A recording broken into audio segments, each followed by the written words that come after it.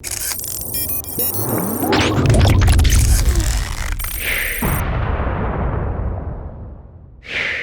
what's going on, everyone? Vega here for SerpentX Tech, and in today's video I'm going to show you my crappy work.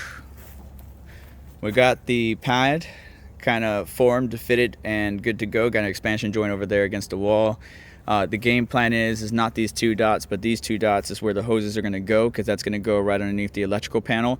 So that way, because I can't put a shelf right by the electrical panel, but this is where the dry cooler for the Foghashing C2 is going to sit, and this is probably one of the crappiest dry pour pads one can make. And this is sacrilege. Okay, this is sacrilege. This is against everything I learned in construction, because I used to build pools or work with a company that built pools. I always worked with wet mixes and cement and all that good stuff, but it's just gonna hold the dry cooler and stop it from flying off when a hurricane comes and the winds are ripping through the side of my house here. It's just gonna stop the dry cooler from flying off. That's all I needed to do. Not a lot of foot traffic. It's only 2 feet by 4 foot long, and again, it's put in a position to where when the dry cooler sits on here, right? So let's just start about right here. Dry cooler ends about here, but then you got the copper tubing that's going to go right up to the edge, and then the hoses, 2 of them, is going to go through that hole, through that hole. That's the game plan. But this is my first dry pour ever, and I feel dirty and I need a shower, not because of concrete dust, but just because this is against everything I know and learned throughout my youth. So yeah, we're gonna start the process of trying to get this bad boy set. I have 3 days before it starts downpouring from a bad storm, so we gotta mist it, wait an hour, mist it again, wait an hour, and then soak it 4 times with an hour in between after that, and we'll see what the end result comes out to be. And again, the game plan is that the holes will be below the electrical panel, because there's nothing underneath there. Not too high to where if I wanted to run an electrical cable down through the bottom of the box to put like a little junction box or whatever down there. Not too high to where that would be interfered with, but low enough to where the dry cooler could sit right in front of the electrical panel, and I wouldn't have to worry, because if I moved it to the left, now I'm cutting into my shelf space or my shelf area that I could have as far as storage in my garage. So I think if I could get the dry cooler right there, get that tote and all that crap out of the way, that's probably the best bet for me. But we still got to make the hole and everything, and I do have a concrete hole saw on the way, so we'll see how that turns out, as well as the concrete pad. But first, this concrete pad is what this video is about. I will show you that step by step. If you recall what this looked like before, just the paint roller itself made it look a lot better. Just that texture kind of filling in. I know there's going to be some issues right here, especially in the corner, because the rocks didn't want to go down, some in each corner.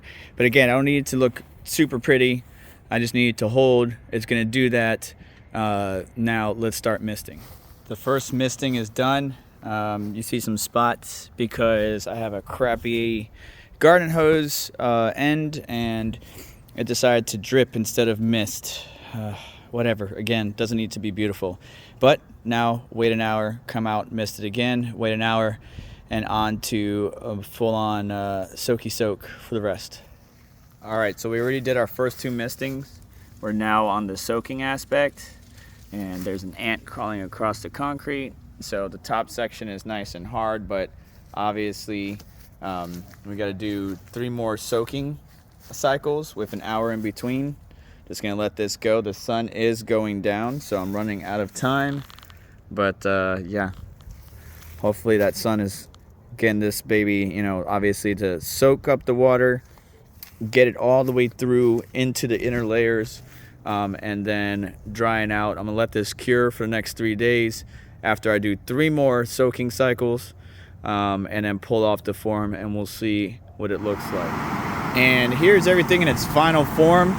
You can see I still have the bricks on the outer edges here. I haven't even taken off the form. I'm going to in the future cut that expansion joint, and that will be that. But interestingly enough, because this thing is anchored to the concrete with Tapcon and some rubber bushings under those washers to kind of give it a little bit of rubber vibration. There's even some rubber below the dry cooler. to, again, help with vibration and dampening. But when I drilled into the concrete, it looked like concrete that you drilled into, whether it was a wet pour or a dry pour, so it worked out perfectly. And you can see this dry cooler or heat exchanger is working just fine. You see the final form of the hoses. I'll have a full video of the C2 setup in the future, a long form video, so stay tuned for that. But yeah, I mean, everything is connected. This baby is not going anywhere, no matter how much I push on it. It should be able to handle the wind just fine. We've got some good airflow, you know, coming around the backside here, being sucked through because the fans are blowing this way. And, you know, for what we need, the dry pour worked out, right? This is not a high traffic area. I wouldn't go pour in a driveway with this. Maybe I might do another dry pour on the back porch right behind the screen door. But, you know, I've been leaving this wood on there, and I should have pulled it off 3 days after the dry pour was done. But like I said, it was this crazy storm. So I'll probably be doing that here in the next few days off camera. Just, you know, removing these blocks, taking the wood out. And you can see the concrete didn't make it all the way up to the top where you can, you know, kind of level it with another 2x4 or whatever you got that's straight. So instead I had to level it by hand with my trowel, and it came out, you know, it was leveled. I checked the measurements, I checked the height and the levelness of everything. It's kind of leaning more this way because, you know, as rain falls down off the gutter, I want it to go this way. I want it to go away from the dry cooler, not just sit there. Obviously with the wood there, it's going to just pull up in the corners. So obviously I'm going to need to take that out. But that is pretty much it in its final form. Dry pour worked out perfectly just fine. Just wouldn't use it for every single thing out there. But anyways, do me a favor, hit the like button on the way out. Make sure to get subscribed, hit the notification bell to stay up to date, as well as check out some of the links in the description to help support the channel and what we do here. And I'll catch you in the next one. Take care.